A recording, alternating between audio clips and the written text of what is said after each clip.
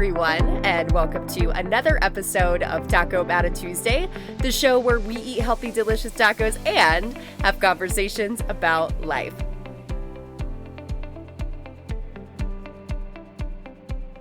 It's not always that we need to do more, but rather we need to focus on less. I hope that this quote really resonates with you and brings home this idea that less is truly sometimes better or even more than more.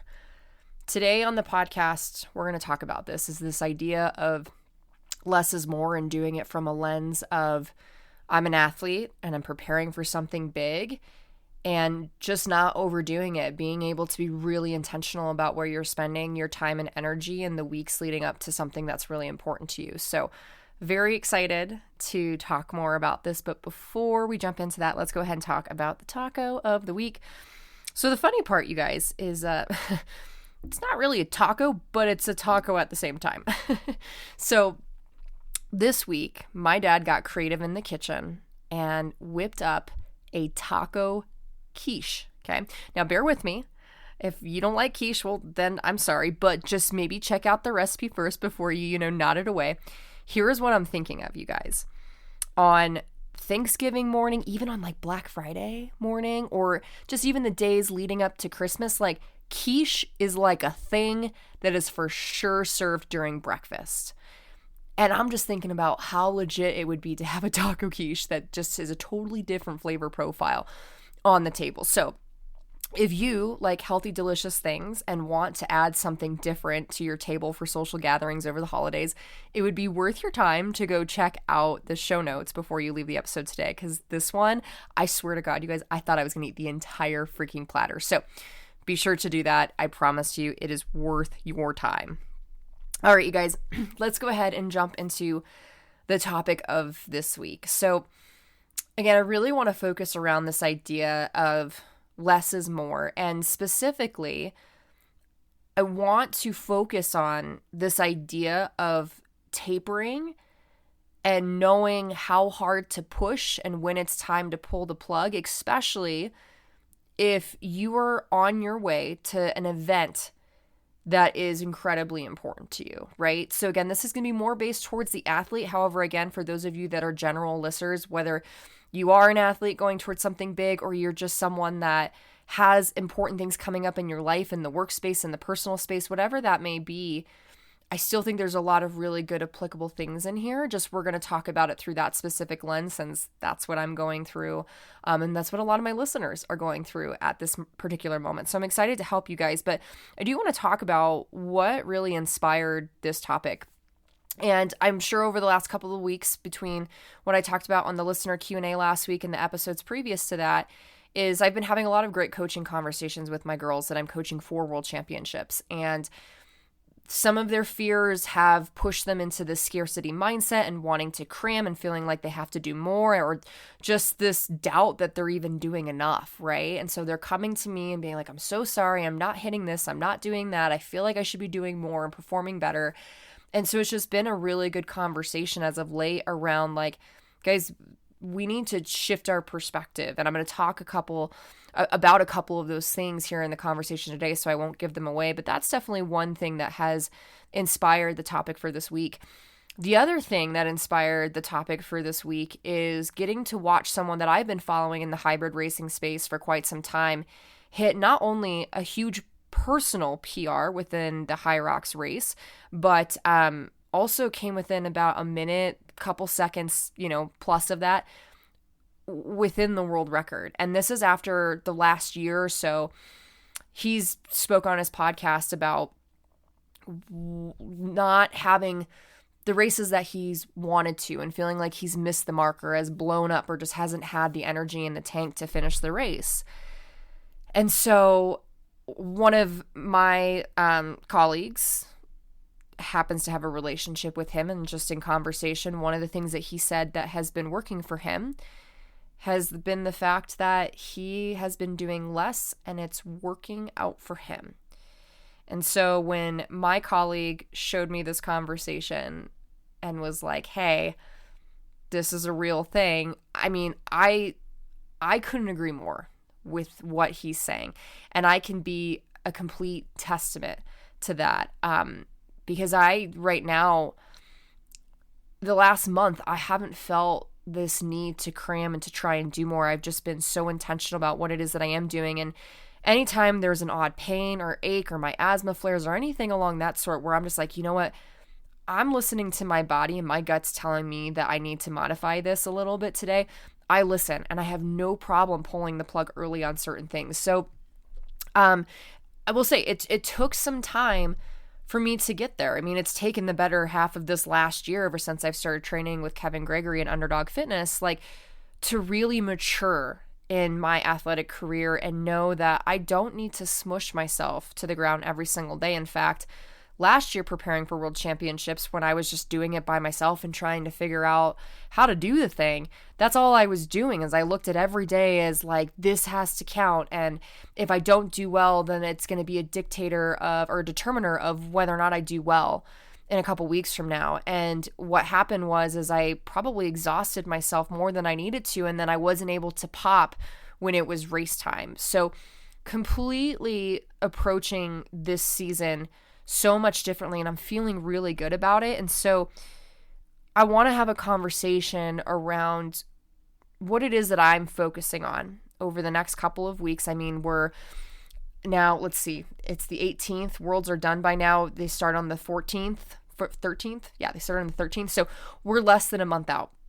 So for those of you that are doing Deca Worlds, or again, those of you that are getting ready to do a big race, I want to talk about the things that I'm focusing on and the things that I encourage you to also focus on as it relates to a taper leading up to your big race. And so taper is kind of one of those buzzwords that's been thrown around, that has been this question of maybe what actually is it and how do you do it properly. And so I just want to give my 2 cents on that first before really jumping into some of these things. But the idea of a taper, for those of you that don't know, it's essentially decreasing your workload that you do in a normal training week to really put emphasis on recharging the batteries for race day. Now, depending on the duration of your race, how many races you're doing, even the intensity of these races, the duration of your taper will definitely differ.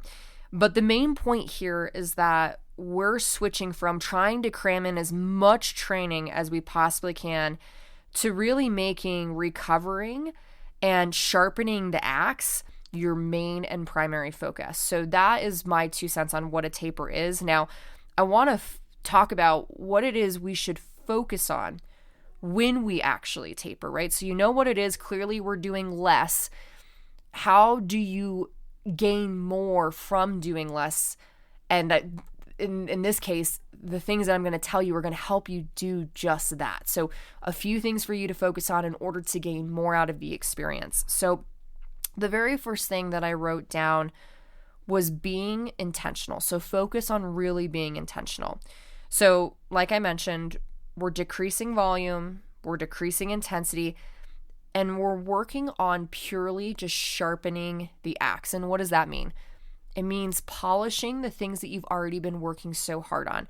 So it's not about seeing how hard you could go on the assault bike every single day in hopes that it's going to help you peak at world championships. It's doing the little things like working on transitions, like working on how to approach the rower and get on quickly and set up your damper and make sure that you're able to start pulling quickly, right? Like, it's these little things as it relates to the skill that you're trying to execute that are really going to be the difference makers. And so when we say sharpening the axe, it's essentially doing the small things that are really going to move the needle to the point where when it's time to execute and you're maybe having race brain, or I don't know about you guys, but I just go into flow and I zone out and I don't really think about anything. I'm just focusing on breathing and sometimes just counting my breaths or counting my reps.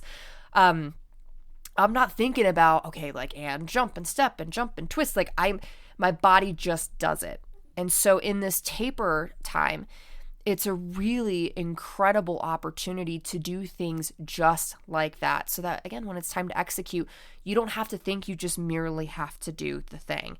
So if you aren't really sure what some of those focuses should be when it comes to sharpening the axe, I want you to think about your big day, and I want you to think about what some of the doubts are and some of the fears are. I talked about this last week in the listener Q&A, is think about some of those things that are keeping you up at night or really making you worry. I mean, anything, you guys, is an answer, right? It's what you're scared of. It's totally valid. So if you're able to address those things and then work on being really intentional about having each training session sharpen the axe on one of those things, that's going to build confidence. And again, it's continually going to build those habits that you need so that in a few weeks from now, you're able to just go in with ease and not worry about, am I going to hit my splits, or am I going to be able to get up and over the box without eating shit? Like, there's so many things that I've heard about from my girls. Like, so we're just taking the time to be really intentional about focusing on those few things. So just to wrap that idea up, you guys know that the main work has already been done. You've been doing this probably for the better half of most of the year. Some of you are maybe just, you happened to jump in a couple of months ago and then you're like, crap, I qualified. This is amazing, but I'm also scared. Just know that your work has been put in. You clearly are here for a reason. And now all we need to do is put together the rest of the smaller details to make race day a breeze, because you know the exact plan now that you need to execute. And guys, I can tell you, it takes so much stress and so much weight off of your shoulders. So the first thing to focus on is just being intentional about where you're spending your time and energy. The second thing to focus on during a taper is clearly recovery, right? So I probably didn't need to even mention this bullet point, but I'm going to do it anyways because there's a couple of key things I want to mention here. But clearly recovery is sleep, making sure you're fueling properly between what you're doing before your workout, during your workout, after your workout, just throughout the week in general, right? Being consistent in that, not just doing it on the days that you're training, but also doing it on your off days of training too, making sure you're feeding your body what you need to stay healthy. Hydrating. I mean, guys, there's so many things that go into recovery, but the main thing that I want to tap on here is to practice the protocols that you want to put into place for race weekend so that they become second nature and you're not introducing new things on race weekend. Like, oh my God, you guys, this is not the time over race weekend to introduce a new meal or a new supplement. That's the number one way to make sure that you spend time in the bathroom when you should be warming up. Okay. So I'm not going to go too much further into that, but how nice would it be if for the next few weeks, you've just practiced over and over again of certain sleep protocols that you want to put into place. You already have your supplement routine down. You've been practicing your your intra is what it's called, and your post workout nutrition and fueling system. Like, how nice would it be to just show up to race weekend and know exactly what it is that you need to do and not question like, well, how much of this should I be having and what of this should I be doing? Like, that's just extra stress that we don't need to do that could be taken care of in these few weeks leading up to your big event. So recovery. Again, that comes from not only focusing on these things, but again, just really decreasing the amount of work you're putting on yourself and putting it into these other places. The next thing to focus on during your taper is visualization. And this is where physical meets mental. And if there's anything that I've learned, it's that these races are mostly mental, you guys. I could be the fittest person in the world, and if my head is not on straight, it doesn't matter. There still will be someone else that will probably outperform me because their head was in the right space to do so. So what I would do is I would start with the current event that you're getting ready to do, and how do you view it? Like, what are your current thoughts of it? Are you viewing it with fear? Are you viewing it with excitement? Like, just give yourself permission to speak honestly about this and start to deal with those things, right? How do you feel about the event? How do you feel about individual zones or skills that you're going to be executing? Just start to hash out some of those negative thoughts that come up that you're experiencing and go deeper into that. Continue to ask yourself why and where are these fears coming from? And again, going back to that list that I mentioned before, how can we take time to be intentional in our training to address those specific fears, right?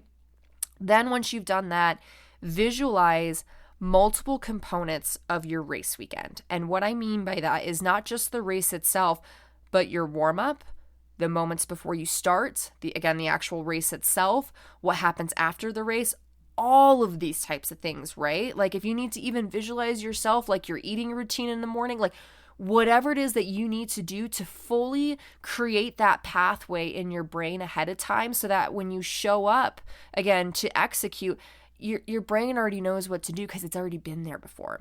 So this shouldn't, though, just be about the pictures that you're seeing when you visualize, but should also be tapping into what it is that you are feeling.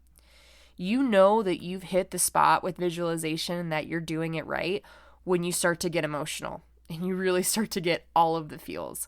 So be sure to not cut that part out of your visualization.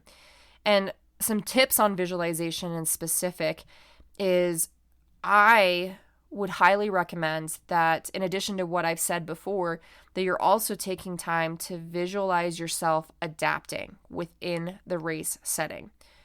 So, for example, see something, maybe it's one of your bigger fears, see something going wrong, and actually see yourself being able to adapt to it on the fly.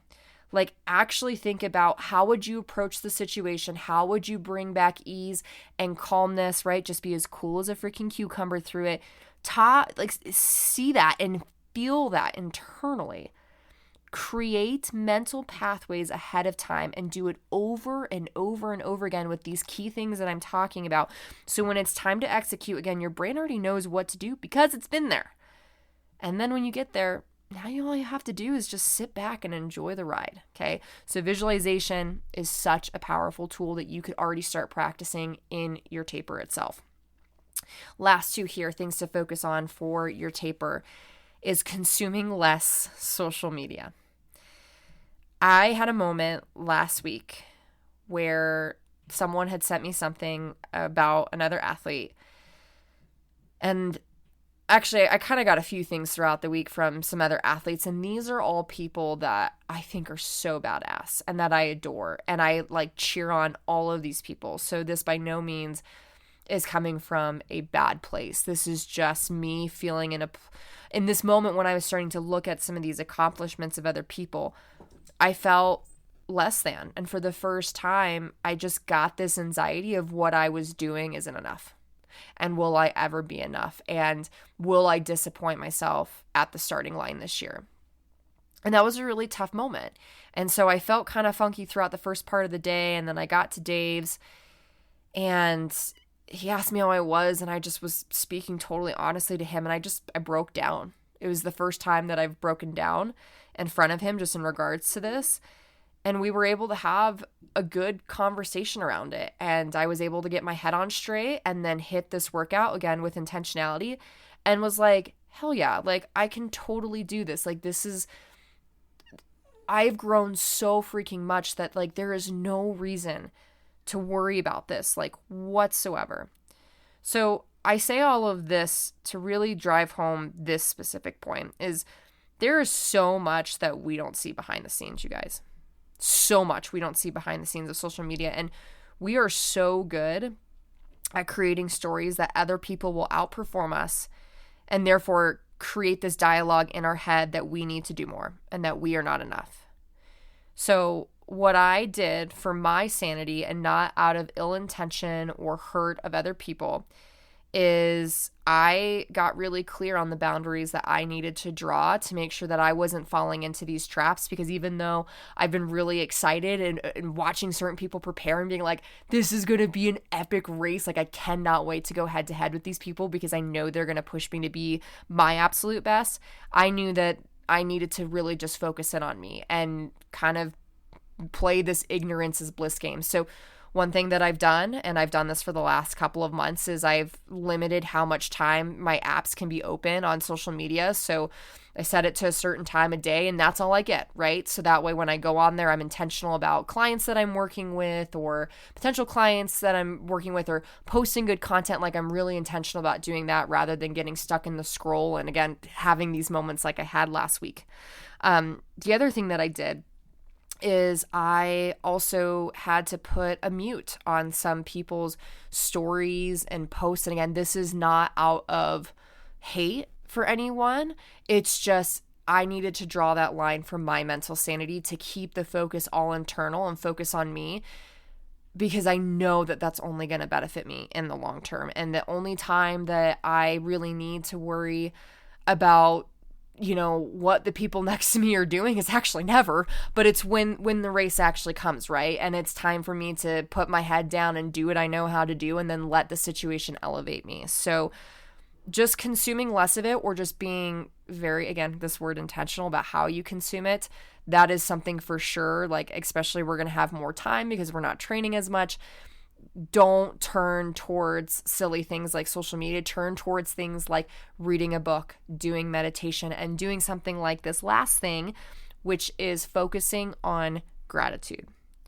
This is something that we miss so much of just doing consistently, because we just get stuck in beating ourselves up for the splits we didn't hit, the quickness that we lacked within drills, all of these things that didn't happen that we wished did. Guys, it's time to go back to why we do what we do and how it just fills up our cup. I want to share this text that I sent to, again, one of my athletes when, again, she was just worried about, like, what if I'm a disappointment? What if I, go slower than I've gone all season? Just, so many different things. And this is what I told her. As I said, I encourage you to think about the fact that you have been given the super special opportunity to do this, not to compete against others, but for the situation to elevate you, to have the performance you didn't even know was possible, to teach you the lessons that will help you have your big breakthrough, to celebrate that you didn't give up a single moment during the season, and that you get to spend your time on the big stage doing something that you love.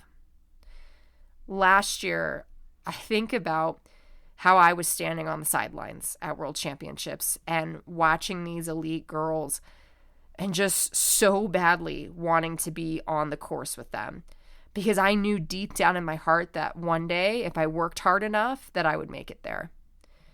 After a year of just sweat and nothing but relentless effort, I get to do just that and have become an athlete that is a complete powerhouse and just a better woman because of it.